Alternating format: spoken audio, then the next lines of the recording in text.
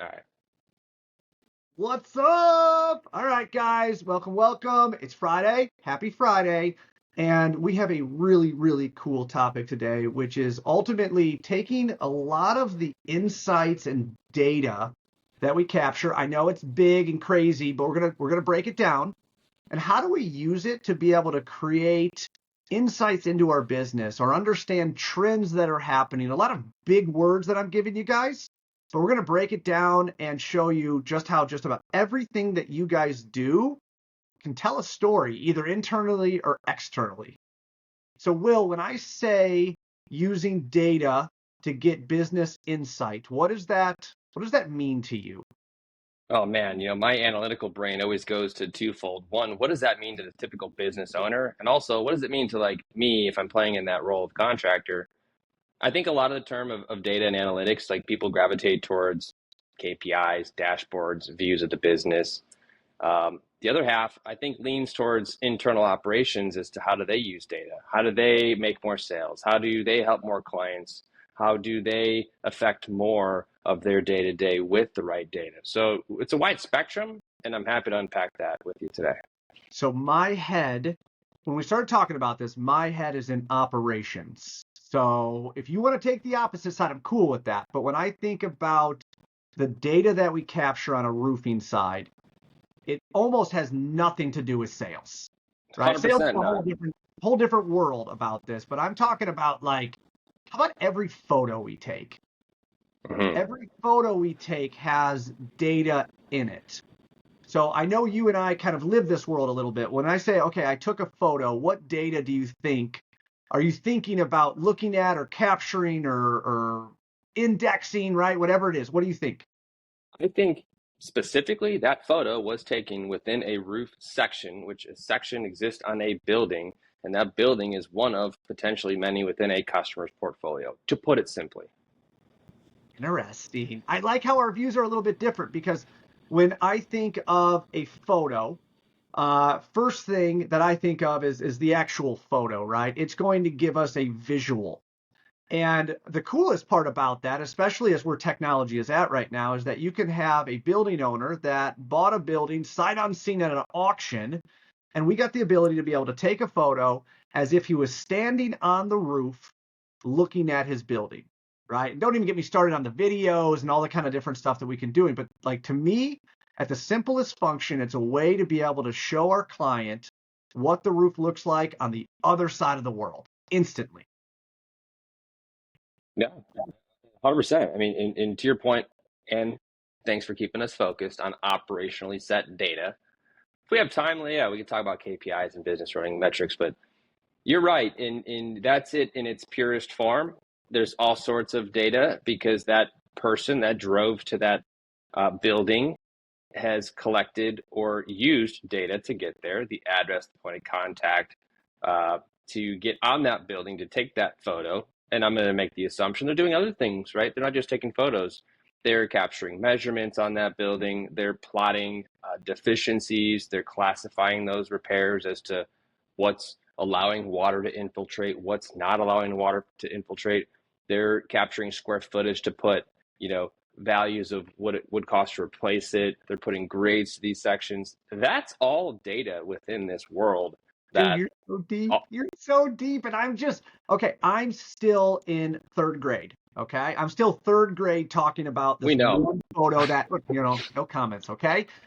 The one photo that was taken. One, it's a way to be able to show our client what their roof looks like at this exact time.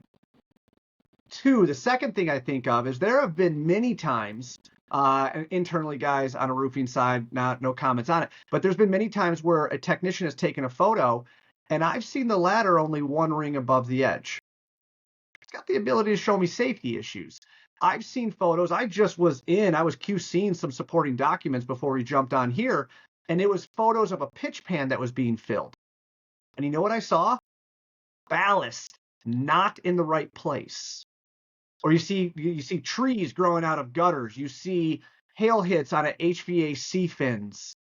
Like there's so much stuff that just this one photo can tell us. One photo, right? Not, and I know you're going big on like observations and measurements, but just this one photo can tell me if they've had other roofers up there doing repairs, if the roofers have put the ballast back on. It can tell me, was the repair done correctly?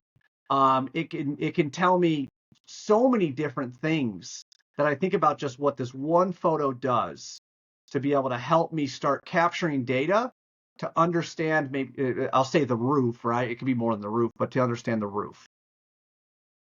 So I know Yeah. I'm still like super like, All right, let's stay basic, man. Let's stay basic. So that photo, it could be a photo captured from an inspector, an estimator, project manager.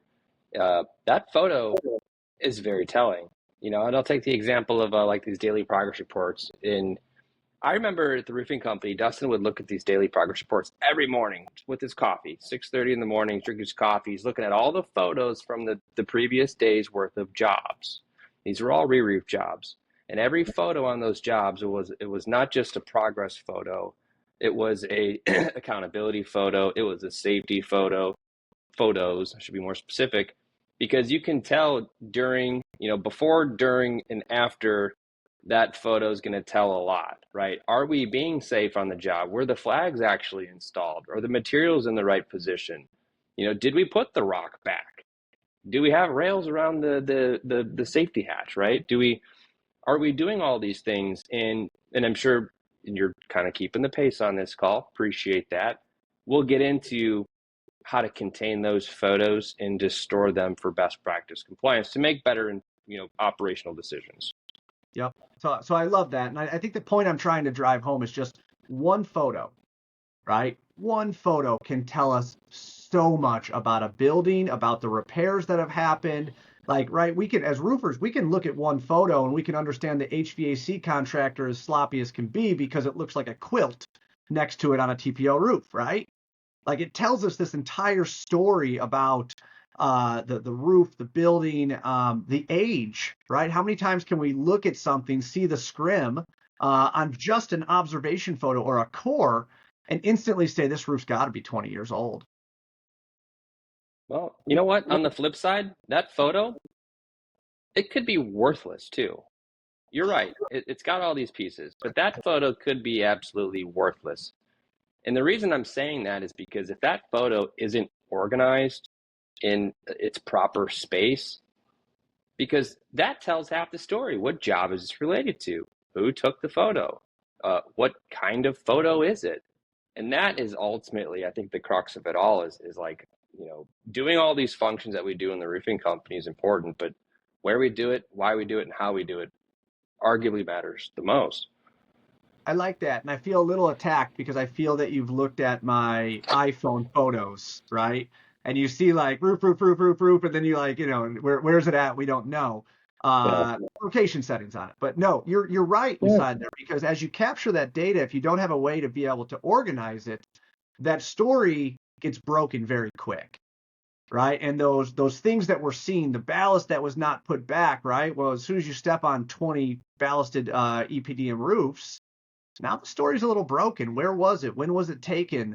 If you don't have a good way to be able to build reports, right? Because at the end of the day, what I feel I do is I communicate to the client so they can make a better, more educated decision, right? Like on a sales side, that's where I'm at. Now going back to operations, we can figure out trends really, really quick because one of the beautiful things is that every time we take a picture of a deficiency, we normally assign a deficiency name to it. A puncture, open seam, something like that. So now we're taking that photo and now we're categorizing it, just like you said, right? For based upon what that photo is showing us. So from your side of the world, if we start categorizing this stuff, what's the easiest way to be able to find a trend in that? Yeah, I think that it's really impossible to find trends without categorizing it. And then to categorize it to what degree? A lot of programs out there, even the basic iPhone today, if you start taking pictures in it, it's got a location, it's got a date stamp, and you can scroll back. You can even map that stuff out and be like, look, I took all these photos geographically. You can go back and like see them. That's pretty cool. Take it one step further. Ideally, all of those photos are stored within a job, and that job, and I don't care if it's a service job, production job, or it's an estimator going out to capture information for a job, that job should be somewhere within a workflow too. So it's like multiple axes. Okay, so organization of the folder structure, if you want to call it a basic level of organization, but then also subfolders or different axes is the way to look at it, because jobs travel from beginning all the way to end, and how it goes there is, especially in roofing, all these different paths, zigzags, up, down, left, right. No two jobs are ever the same. So I think where it's at, status of each job, obviously you're tracking that, your photos are stored. And if you take a step back from that, you could then look at the big picture and see things like, hey, how long are these jobs taking from initial photo captured on site to job completed? What's the time frame? What's the quality of the work that we're doing? Like, what's the hit rate on warranties issued first time after we request an inspection from the manufacturer? There's so many ways you can take it, and hopefully we'll get into the part of the conversation I want to get into, which is like aligning that with building data too. But from a staying simple here, not getting crazy, staying simple, picture taking, and ultimately where that's stored and the status attached to it, I think are really telling measures. So I have a question for you. Other than asking ChatGPT, how do you figure out a hierarchy of how you keep that data? Right? Like you talk about folders and stuff like that. I'm the first one to be able to say I got like 362 folders in my Google Drive, right? Like how do you is there a best practice for that? Yes. And I'll tell you, in of the years being in this space, it's not even a folder structure. The folder structure does not work. Why? Because a file can live in one folder, but it can only live in one folder at a time. So I'll take it a little bit further. Let's say you have a shared drive and you have a customer, ABC customer in that shared drive as a folder. And in that folder, you've got a bid folder. You've got safety photos folder. You've got a service folder. And each time you do a new function, you create a new folder within that folder, so to speak. And those are all isolated, right? In the perfect hierarchy, they would be all visible to everyone who opens up that address. So kind of just to recap, I've got customer, ABC customer, and in that customer, I've got folders for each building. Open up a building, and in that building, I have folders for each function, estimating, going out, doing inspections, work orders, projects. This is just an example. But in order to provide the most flexible hierarchy, it's at the property level, being able to see across the whole team. If someone else took a photo and I'm about to estimate a job, I want to be able to see that. Or if I'm about to put a roof replacement proposal together and we've serviced it a bunch of times, I want to be able to see those. And that's what I meant by having a relationship between those. And you can organize it. Now databases are really flexible and scalable in that regard. But that's, you look at Company Cam, you look at Job Progress, you look at AccuLinks. Those are kind of the examples of it being tough to see across the company because it's a job to job to job folder. That's my opinion. Interesting. You partially broke my brain, but interesting. Because as you set this up, like I said, it's the one photo. It starts with one photo, right? Because one photo turns into 10, turns into 100, turns into 1,000, turns into your iPhone can't handle any more photos, and now you have to buy a bigger iPhone and transfer everything because you're afraid to lose it. That's the world that I see, right, as contractors grow and as contractors get more. If they don't have that organized structure, then you got to draw a line in the sand to say, you know what, everything I did yesterday, I'm just going to get rid of, and I'm going to start doing it right today. Right? So as you draw that line in the sand and where you're keeping that data, I think is massively huge. I agree. So yeah. Let's transfer into where you want to take this conversation, right? So understanding building trends, different things like that. I'll let you take it from third grade now to advanced No. Let's just go to fourth grade, because I think especially in commercial, or I'll cast a wider net for contractors that ever go to the same building more than one time. I think what I'm about to say is a little bit more impactful, because ideally you're capturing things that you are able to go back to the office and look and sort and report on and view. If you look at it this way, every time you get out to a building, if you can capture the life expectancy, the grade of that roof, A through F, just like in school, the total amount of let's just roll it all up and say ability to sell with the value, like stuff that you could sell that had a value on it. And you just took those three or four things and you went back to your office and you were able to take an Excel sheet and just sort all the buildings. Maybe you just changed the sort and just A through F, the condition of all the buildings. Or maybe you change the sort and say, you know what, I want to see like the highest amount of potential sales I have on each of these buildings. That's what I mean. And that's just the basic level, getting out, looking at these buildings, and then adding to that database, adding to that database. That's what I think Okay. separates the good. So I'd like to share a story of something I did in 2013 that I think feeds into this because I think we'll be able to build off of it. So I was working for a company based out of the Midwest, and they had a large, audacious goal to be able to understand and know every building in Oklahoma. Okay, so not logical, but it's an audacious goal. So we created something that we call Inspect Oklahoma. And the idea behind it is that we would get on any roof. There's a lot more behind this. I'm giving you guys the condensed. We would get on any roof, no questions asked, and we would give you a full inspection. Now, we did that for a couple different reasons, and I'm going to stick right on the data side of it. Is number one, I knew if I got on that roof and I inspected it, I would find, first off, emergency and remedial items, which means anytime that it rained in the state of Oklahoma, I knew what roofs were taking in water. Now, the question of how much water had to get in there and what direction the wind had to be blowing for a leak to develop, that was a matter of time.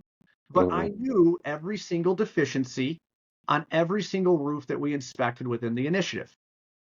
Now, the second thing I knew is every single remedial item are items that I was going to recommend, for the most part, that they budget for, proactive items that would help them extend the life of the roof. So not only did I have an immediate, when it rains tomorrow in Oklahoma, I knew every roof that was letting in water. I also had a 2013, 2014 budget that I can recommend to them based upon what we found in that inspection.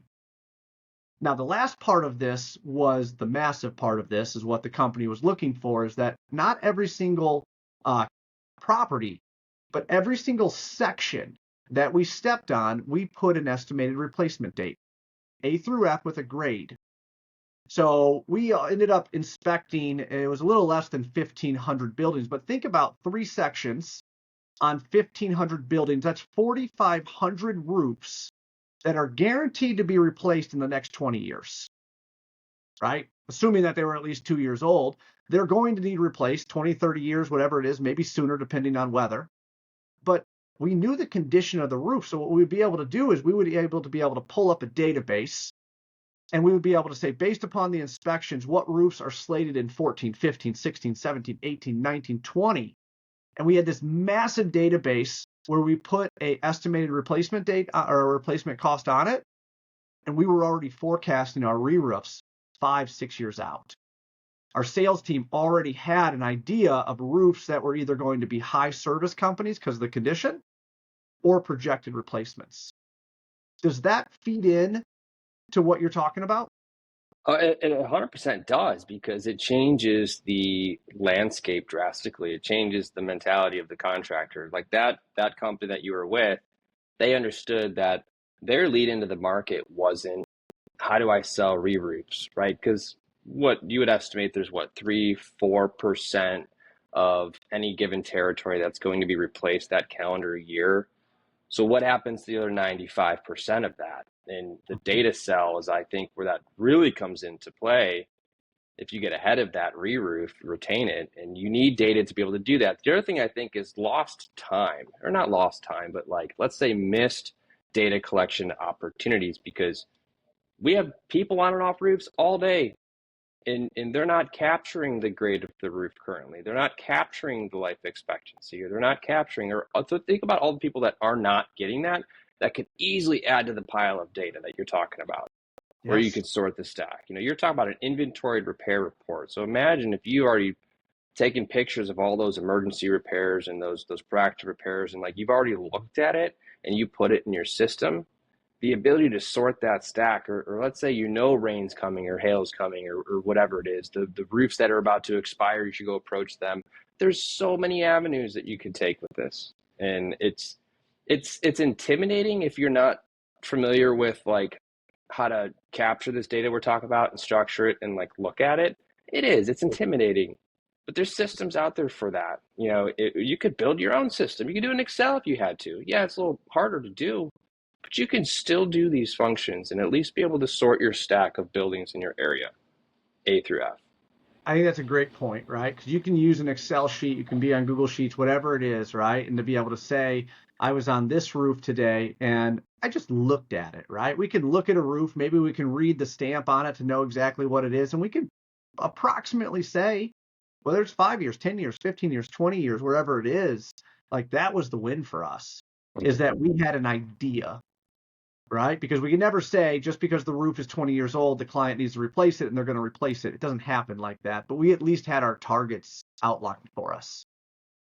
So that was a really, really cool part. Now, there was a lot more to it because we were in Oklahoma. You said it best. Now that I've inspected the building, I'm no longer someone who's knocking on doors trying to get work with them. We did an inspection on your property 3 months ago, remember? Right? I'm no longer a cold call trying to get there during a storm or tornado event or whatever else it might be.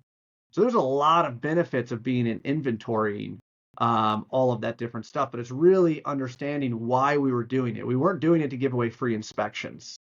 And I have a lot of conversations with contractors that's like, oh yeah, we charge for inspections. And you know what? If you can charge for an inspection, game on, high five. But at the end of the day, I'll do it for free because the data that I get from that free inspection is worth 100 times what a customer would pay me or what I would pay a sales rep to be able to get me on that roof. Yeah. Right? Those are the pieces that I look at. No, I'm with it 100%. And I think there's a time and a place potentially where you charge for an inspection, but just like you, I want that opportunity to help a client on the smaller side, smaller needs, and get some of those micro wins along the way to give us time to let the relationship unfold. But at the same time, I'm capturing that information and I'm retaining it. I'm aware of it. I'm in tune with it. And we're going to do right. And if you're the one contractor that can go to a building owner and show them like the facts that you've uncovered in a non-biased way, and you say, look, here's the total amount. That's three things you need to capture in terms of what I'm about to show you with this map. If I can show a client that, hey, look, here's the total amount that you have in repairs where water can get into the building. What's that total? Here's the total amount in proactive or future repairs. What's that total? And here's the budget figure for replacement. If you take those three things to your customer and help them make a decision, then that equals a long and prosperous relationship. We're working with a lot of contractors that are coming from the residential side that are getting into commercial, and this is new territory. They're like, what's the easiest way to do these reports or do these things? And it's like, look, standardize your steps and how you go look at a building. And it's 6 steps. Number 1, take overview photos. Make a folder for it. Store it how you want. Take overview photos. Next, do a surface photo or composition. What's on that roof? Does it have 1 layer? Does it have 2 layers? That's going to impact your budget figure. Whether you're going to give a budget figure based on an overlay or a budget figure based on a tear off. 3, additional photos. Perhaps other trade related issues. Video would go in there. Deficiencies, right? Step 5, deficiencies. That's where you do the what's leaking, tally that up. What's not leaking, still a repair, tally that up. And then last step is recommendations. Do honest recommendations. And if you have those 6 steps baked into your process, I don't care if you send an estimator out, project manager, service guy, sales guy, that's standard process that can feed your data and then collect and interpret that data, and you'll be in a very good position after that.